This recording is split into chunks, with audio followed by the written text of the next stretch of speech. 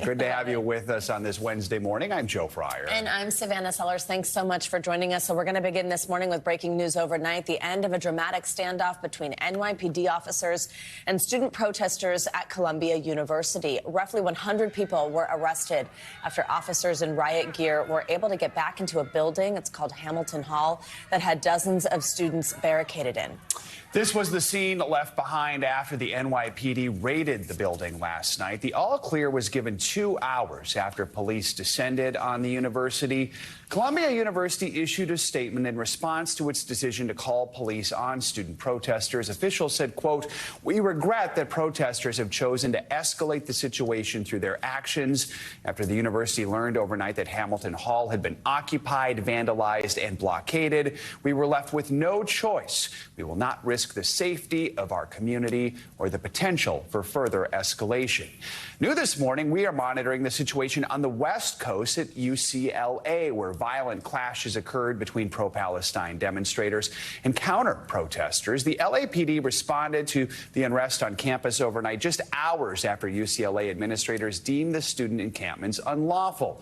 Now, it's unclear if any arrests have been made. Sky News correspondent Martha Kellner was on the scene overnight. Here's some of what she saw. I'm wearing a gas mask similarly to the California State Police because around an hour ago some sort of substance came from within that pro-Palestinian encampment. I don't know whether it was pepper spray or tear gas. I think probably pepper spray. But people taking precautions. I've seen people with milk which they're using to wash their eyes out. The president of this university, around 2 hours ago now, requested the support of Los Angeles Police Department officers here on this campus as they struggled, the UCLA Police Department struggled to bring this situation under control. NBC News correspondent Rahima Ellis is at Columbia University with the very latest. Rahima, good morning. So walk us through how these events unfolded last night here in New York. How unprecedented was this scene, and what are we hearing from faculty and students? Well, Joe, good morning. As you pointed out, the university president issued a statement saying about that they felt the need to call in NYPD after they thought the situation had really gotten out of control. We have been told that there have been ongoing negotiations and talks between students, faculty, and the administration, and that they held off calling off the NYPD until the talks simply broke down. But what a difference a day makes out here. Across the street is Hamilton Hall, and there are no protesters. The building right behind me is a building, Hamilton Hall, that police went into carefully, not breaking the windows, but opening the window in order to get in. They were using this Bearcat large machine with a ladder attached to it that allowed the officers to go into the building. And you talk about the question of how unprecedented is it. In fact, these are echoes of campus protests from decades ago, and exactly 56 years ago here on the campus of Columbia University, there was another demonstration. That one was about Vietnam War, and this one was about Gaza. But they had to go in then and remove students, and students had also been occupying Hamilton Hall. I've got an update I want to share with you, Joe, about the number of those who were arrested. We just heard that there were some 230 students, or protesters, I should say, who were arrested here at the Columbia University campus, and 40 to 50 protesters were taken out of Hamilton Hall last night. Joe? Rahima, one of the big things here has been if professional agitators, that's what officials, that's what police have been calling them, are sort of infiltrating these protests, trying to create chaos on campus rather than this just being the actual students of the campus. What do we know about that? And is the fact that police actually did eventually go into Hamilton Hall linked to those alleged agitators? We hope to know more about that in a news conference that's coming up in a couple of hours from now, Savannah. But what we do know is that Mayor Eric Adams, the mayor of New York City, last night he said officials believe that non-students were involved and, quote, it has been co-opted by outside agitators. So last night they thought that that might be the case. We will hopefully find out more precisely about the number of people who were students with student IDs and how many of those people who were arrested were non-students and were indeed what police are calling agitators, which brought this to a head ahead and made it imperative, as university officials say, for them to call in the NYPD. Savannah and Joe? Rahima, let's look ahead. First, what happens to any students who were arrested last night, and also those students occupying the encampment, and also the NYPD. How long are they going to stay at Columbia? To that question, we are told that NYPD will be here until May 17th. Graduation is May 15th. And they want to make certain, the university wants to make certain, that these tents that were littering the south lawn of the campus do not go back up. And they also want to create a peaceful atmosphere so that graduation can occur here. A graduation from some students who 4 years ago, because of COVID, they did not have a formal graduation from high school. So they want to give these students something that they missed out before. So again, May 15th graduation, May 17th, authorities say NYPD presence will be on this campus until then. Joe? All right, Rahima, Ellis, thank you so much. Well, as protests over the war in Gaza rock college campuses across the country, the Biden administration is pressing for a ceasefire deal between Israel and Hamas. Earlier today, Secretary of State Antony Blinken urged Hamas to accept a proposal for a truce and a hostage release agreement. He's also meeting with Israeli leaders in Jerusalem, hoping to secure a peace deal and increase the flow of aid into Gaza. Comes a day after Israeli Prime Minister Benjamin Netanyahu vowed to carry out a large-scale invasion of Rafah, even if a hostage deal comes together. U.S. officials say they are optimistic a deal can be reached, but time is running out. NBC News International correspondent Raf Sanchez is in Tel Aviv and has the latest for us. Raf, good morning. So what is the latest on negotiations? Are we any closer to a deal? Savannah, Joe, good morning. There is one small spot of hope this morning. There are Israeli negotiators in Cairo today. That is a trip that has been delayed by a couple of days, but the fact that they are there does indicate that there is something to talk about at this point. Now, the proposal on the table would see Hamas releasing some 33 hostages from the so-called humanitarian category. So that's women, it's children, it's the elderly, it's people with serious medical conditions. In return, Israel in this first phase of the deal would agree to a 40-day ceasefire and the release of potentially thousands of Palestinian prisoners. That's according to Israeli, Arab, and Western officials. Now, we spoke to a Hamas official earlier on today. They say Hamas is studying that proposal. They will respond in their own time, but they say there are major sticking points, and the most important is this question of whether any ceasefire would be temporary, which is what Israel says needs to happen, or whether this deal needs to lead to an end to the war altogether, which is what Hamas says needs to happen. So how to bridge that gap is one of the key questions in these negotiations. Guys. Raf, Secretary Blinken met with Israeli Prime Minister Netanyahu today. The IDF's planned military assault on Rafah is really just remaining a point of contention between the U.S. and Israel, and Netanyahu is not letting up on his plans for that large-scale invasion. Talk about the timing of Netanyahu's comments yesterday and why Israel is so determined to launch this offensive. So, Joe, as of a couple of minutes ago, Secretary Blinken was still meeting Prime Minister Netanyahu in Jerusalem, that meeting running very, very long, which may be an indication that they have a lot to thrash out. Top of that list, Israel's plans to go into Rafah. The timing, as you noted, is significant.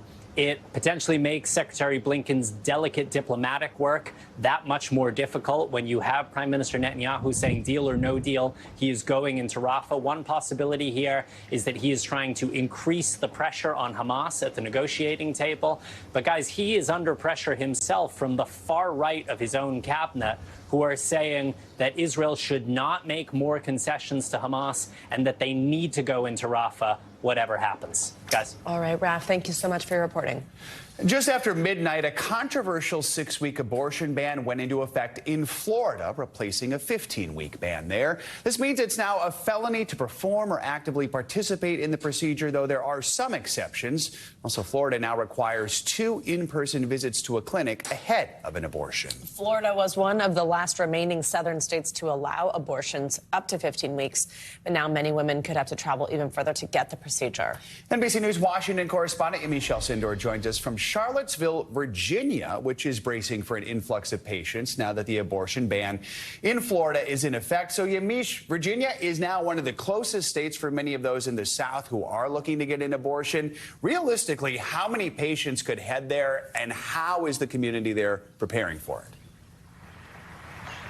Well, good morning on what is really a consequential day for abortion access across this country. With Florida's 6-week abortion ban going into effect, that really impacts access across the Southeast, including, of course, here in a place like Virginia, because Virginia, as you noted, is going to be now one of the last places in the South where women are going to be able to go to get abortion care. And I've been talking to people here in Charlottesville. I'm outside an abortion clinic right now. They said this year already, roughly 25%, a quarter of their patients have come from out of town. Before Roe was overturned, they said it was so rare, very rare to see a patient come out of town. Now they're treating women every single day from states like Texas, Alabama.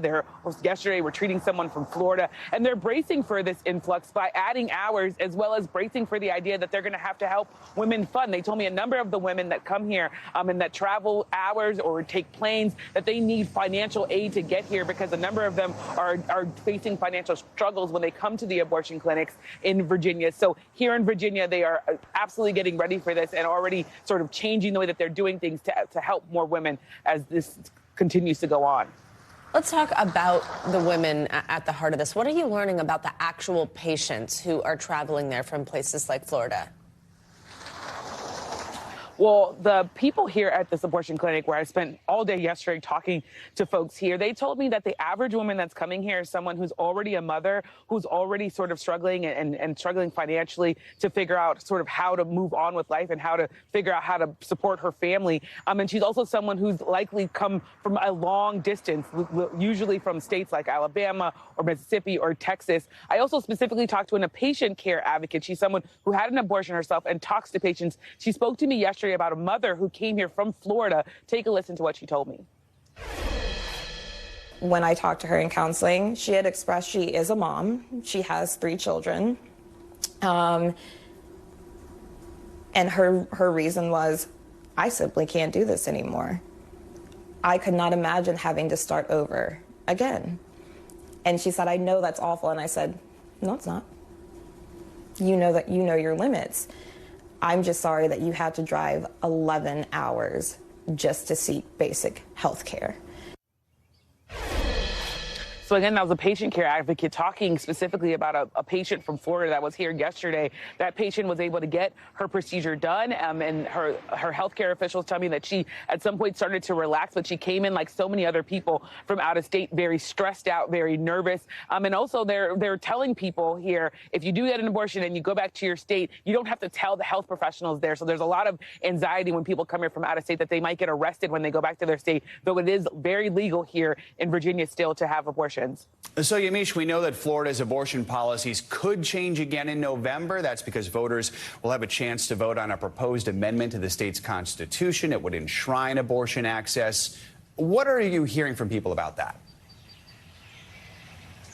There are a lot of people who are hoping in Florida, as I've talked to some people, that they are going to be able to enshrine abortion rights into the state constitution. They were very happy with the split decision in some ways that the Supreme Court did there when they said that this 6-week ban could go into effect, but that people would also be able to vote to possibly go all the way up to viability, where women would maybe even be about 24 weeks pregnant and still able to get an abortion. Here in Virginia, what they're hoping for is that people will just be able to have access to the care that they need. They're also hoping that lawmakers will in some ways trust the health professionals and the women and the people involved in those decisions and stop restricting abortion. Take a listen to what a registered nurse who performed abortions just yesterday at this clinic told me.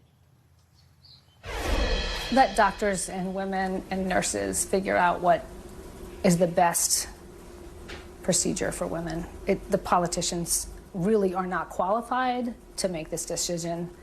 They didn't go to medical school. They didn't go to nursing school. They're not qualified.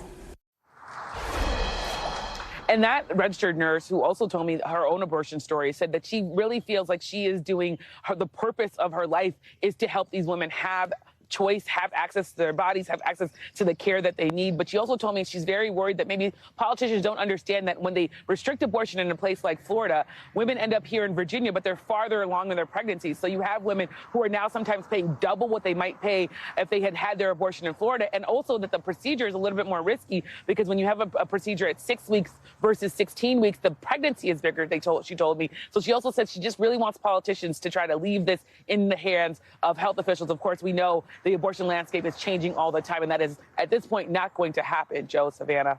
All right, Yamiche, thank you so much. Let's talk more about this with NBC News legal analyst Angela Sanadella. Angela, good to have you with us as always. So let's talk specifically kind of about what this law lays out. So it says it's a felony to perform or participate in the procedure of an abortion anytime after 6 weeks. How is that enforced, and what's the penalty? What's the punishment here? Well, given that it is a felony, that means that it can be punishable for over a year in jail. And you are actually a felon if you perform or actively participate in an abortion. Now, there are a number of exceptions to this ban, and that includes rape, incest, human trafficking, or if there is a fatal fetal abnormality, or if the mother's life is in danger. And then lastly, or if there's substantial and irreversible risk of physical impairment.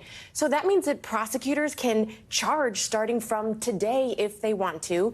There's no pattern around the country that when a new law goes into effect, how quickly or how aggressively prosecutors charge. So we're not really clear on how they will, but they reserve the right to. Are there any means left to challenge this ban in Florida? Not really. I mean, we know what happened with this last 15-week ban, and that was really a challenge to the legislators' right to even pass this legislation. So because it was upheld for the 15-week ban, that cross-applied to this 6-week ban. And there, the argument was that in the state constitution, there is this right to privacy, which could possibly cover abortion. But the state Supreme Court ruled it does not. So there's no direct legal challenge there. I do expect to see a lot of litigation around the definitions. That's what tends to happen. So, for example, what is substantial and irreversible? What is a fatal fetal abnormality? Doctors aren't always sure immediately, but what this means is that it takes the power away from doctors generally to have this discretion. There's nowhere in this bill that says it's up to the doctors to decide. It means the prosecutors are in charge and get to decide. So as Yamiche was just saying, and as Joe smartly asked her about, this is going to be on the ballot, essentially, whether to enshrine this in the Constitution of the state or not. If that passes, is this over? Does this just get reversed and we're done with this conversation in Florida? Yes. So the only reason that the legislators were able to pass any of these bans is because the Supreme Court ruled that there is no right in the Constitution. But if 60% of the voters in Florida pass this Amendment 4 and then it becomes enshrined in that Constitution, no legislators in the state of Florida can pass any legislation that would prevent an abortion prior to viability, which is estimated to be around 24 weeks. So that would change the game. This ban would then be unconstitutional and no legislation could be passed. So it's a strange case where there is this dissonance between maybe what the voters want and what the legislators want. It's very unique. Angela Sanadella, as always, thank you. This morning, former President Donald Trump is facing the threat of jail time. The judge overseeing his New York criminal hush money trial issued that warning after holding Trump in contempt for violating a gag order. The judge fined Mr. Trump $9,000 Tuesday for repeatedly violating that order. As NBC News senior legal correspondent Laura Jarrett explains, that may just be the beginning. Former President Trump hit with a $9,000 fine at his hush money trial, with the judge finding multiple violations of the gag order prohibiting Mr. Trump from attacking witnesses, now threatening to throw him behind bars, saying jail may be a necessary punishment in the future. Mr. Trump's attorneys had argued it's unfair to hold him accountable for reposting criticism others have voiced, and that certain witnesses like Michael Cohen frequently attack Mr. Trump. The presumptive Republican nominee later deleting the 9 posts about Cohen and Stormy Daniels that landed him in hot water. This gag order is not only unique, it's totally unconstitutional. I'm the Republican candidate for President of the United States. There's no crime There's no anything here. The former president joined in court by son Eric, the first family member to attend. The prosecution calling Keith Davidson, the lawyer who represented Daniels and Karen McDougal, two women who say they had sex with Mr. Trump, which he has denied. Mr. Trump is charged with a low-level felony, falsifying business records over his reimbursements to Cohen, who allegedly made the hush money payments. Davidson testifying that after the release of that damaging Access Hollywood tape, interest in what Daniels had to say reached a crescendo. But Davidson only testified about dealings with Cohen, not offering evidence of Mr. Trump's knowledge of the plans. And this fight over the gag order is not over. The judge is going to hold yet another hearing this coming Thursday morning on additional violations that the prosecutor has accused the former president of. Back to you. All right, Laura, thank you. Let's now get you over to weather. This morning, millions of Americans across the plains are bracing for yet another round of severe weather. Meteorologist Angie Lastman's tracking that system for us. Angie, good morning. Hey, good morning, guys. It is a repeat performance kind of day. We've seen this really a whole lot over the past week or so, and we're going to see once again another chance for us to see strong storms that could present us with some severe weather as well as some flooding concerns. So let's start with just the big picture right now. Here's what the radar looks like. We've had a fairly active kind of morning across parts of the southern plains. We've got flood watches up for 5 million people. I wouldn't be surprised if that expands here as the day goes on today and even into tomorrow. Here's why. We've got one area that we're watching for moderate flood risk. We'll talk more about that. That's specifically centered over parts of east central Texas. But we've also got these storms that are going to develop here as the day goes on. So all of those same hazards are on the table. Specifically, we're most concerned about the hail. We're talking large hail, 3-inch hail. That is teacup size hail, if you can put that into perspective. And it spans a good chunk of the plains. Once again, some of those same areas that we've seen with the repeated performance of the strong storms over the past couple of days. As we get into the day tomorrow, we'll see that cold front work a little farther to the east. It does move over parts of the Mississippi Valley. And you guessed it, another round of some showers and thunderstorms. Now, the risk area isn't quite as big and it's not quite as intense as what we're looking at for today. The chances are a little lower, but we still have the possibility to see some hail about 1 inch in size and those damaging winds and even a couple of tornadoes. I mentioned the flooding concern, and we are specifically going to watch that across parts of Oklahoma and Texas. Where you see that pink shading, that's the moderate risk. It does include Austin. That's where we'll likely see some of these storms bringing us with hourly rainfall rates of 1 to 3 inches. It's not going to be hard to pick up a good amount of rain in a short period of time. So those saturated grounds picking up additional rain, likely going to cause some flash flooding concerns across that region, not just today, but even into tomorrow and through Friday. Some spots could pick up to 5 inches. I think more widespread amounts, 1 to 3 inches, but the flooding concern will be there again with the chance for 5 inches or more across that region. And that is just one facet of this kind of active pattern that we're in, guys, where we look ahead even in early next week. We could see another round of some of these really strong storms developing across the plains. It is spring after all. We oftentimes see kind of an active pattern there, and we definitely are dealing with just that. Yep. Just about to get to the Mayflowers part, right? Yeah, well, the April showers. Often not in that part of the country. Yeah, exactly. There's a lot of tornadoes and severe weather. All right, thanks, Angie. Appreciate it. Thanks for watching. Stay updated about breaking news and top stories on the NBC News app or follow us on social media.